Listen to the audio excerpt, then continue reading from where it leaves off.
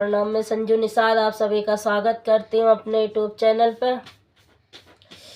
और आज हम लेके आए हैं नाच गीत। कैसा लगेगा कमेंट बॉक्स में जरूर बताना। हाय गौना बनी है हमार